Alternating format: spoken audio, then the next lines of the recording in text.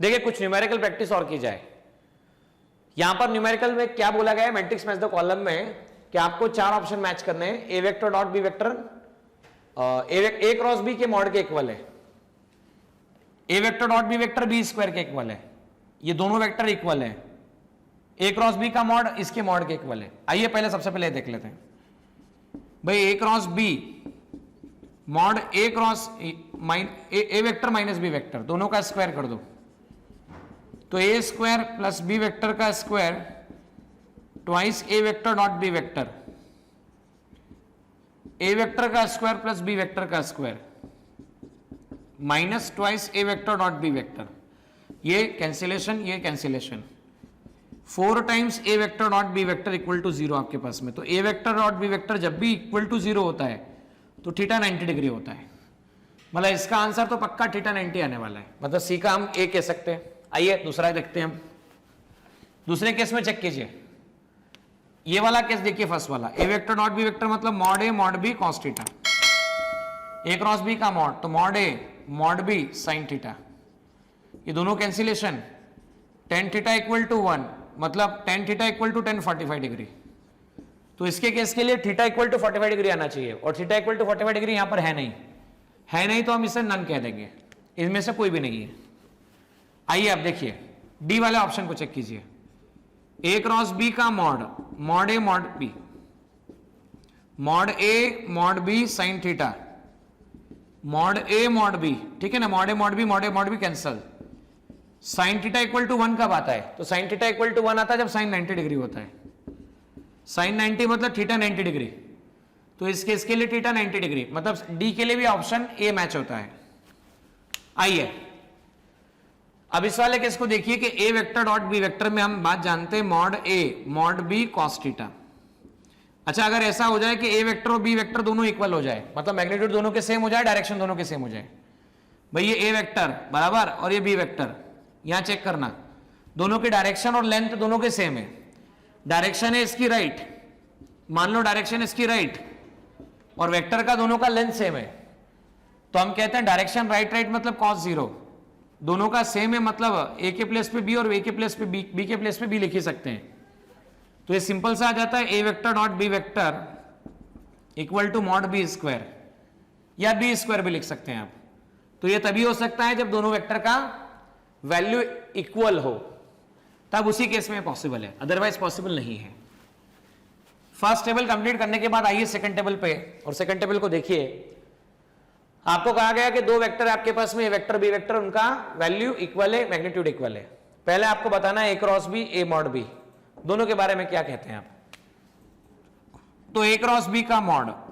तो हम कह सकते हैं मॉड ए मॉड बी और cos sine 60 degree, x into x into sine 60 मतलब √3/2 इंटू एक्स स्क्वायर, तो √3/2 इंटू एक्स स्क्वायर मतलब ये कह सकते हैं आप ए क्रॉस बी का mod √3/2 x square. Dot product की बात करते हैं, let us talk about dot product. Dot product में A vector dot B vector आप कह सकते हैं mod A mod B cos 60 degree, x into x into 1/2, तो इससे कह सकते हैं आप x²/2,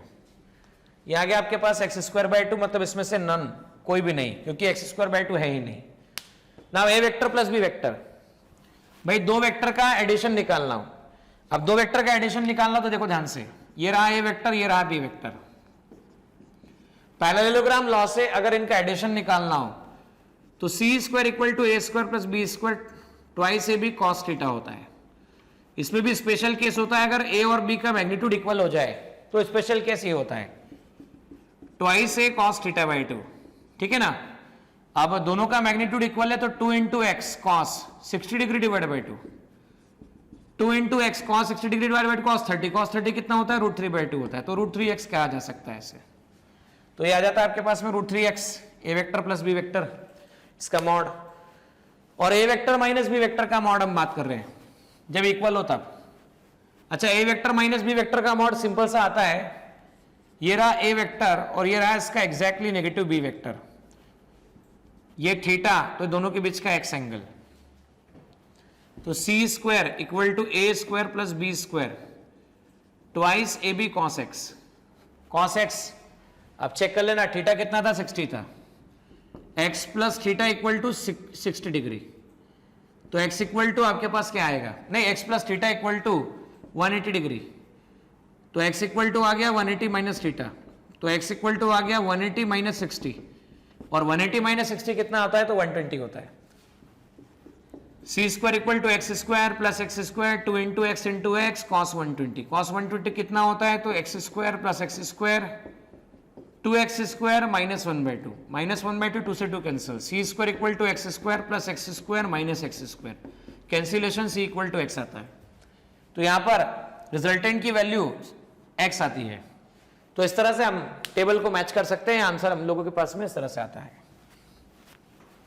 आइए और क्वेश्चंस को देखिए, फर्दर मोर क्वेश्चंस और कौन से सॉल्व किए जा सकते हैं, देखिएगा ध्यान से। क्वेश्चन में ऐसा कहा गया है, A vector cross B vector का क्रॉस प्रोडक्ट के मैग्नीट्यूड का स्क्वायर, ये हमें प्रूव करना ऐसा होता है।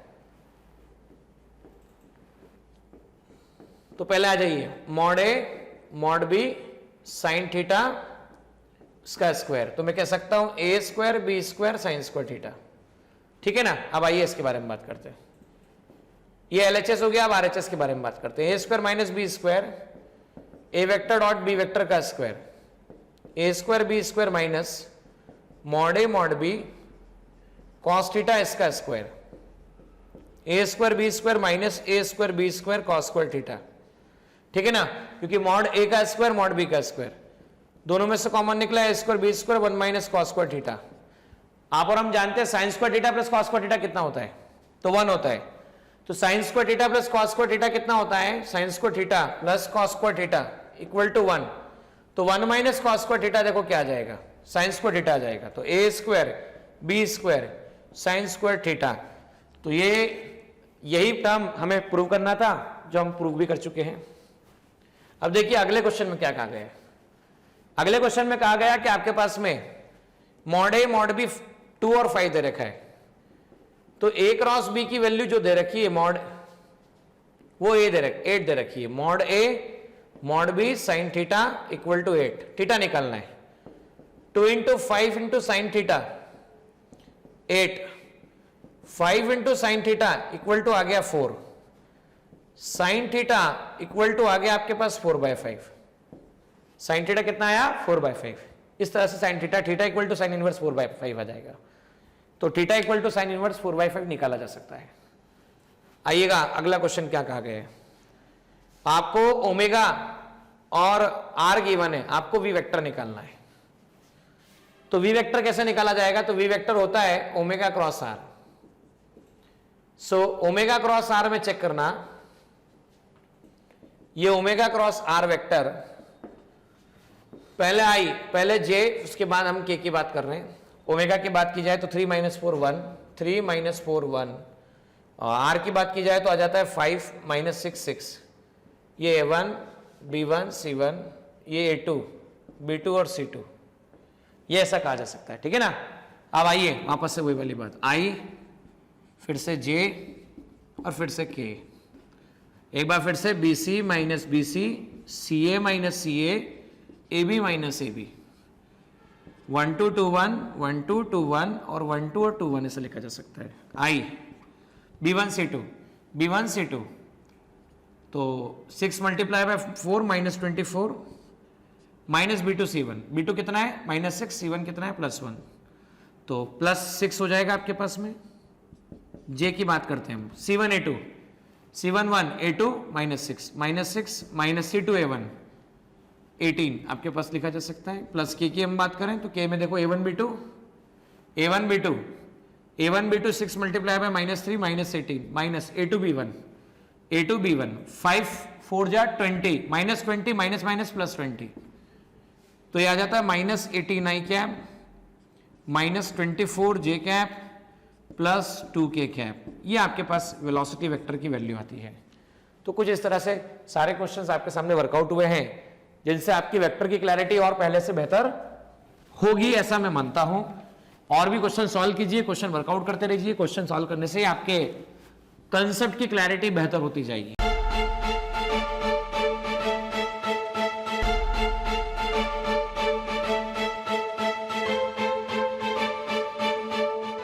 रोहित अकॅडमी, मेन ब्रांच प्रभात चौक, MJ कॉलेज रोड, लोकमान्य हॉस्पिटलच्या बाजूला, जळगाव आणि पांडे क्लासेस जवळ, बंधन बँके शेजारी, ट्रॅफिक गार्डनच्या समोर, जळगाव.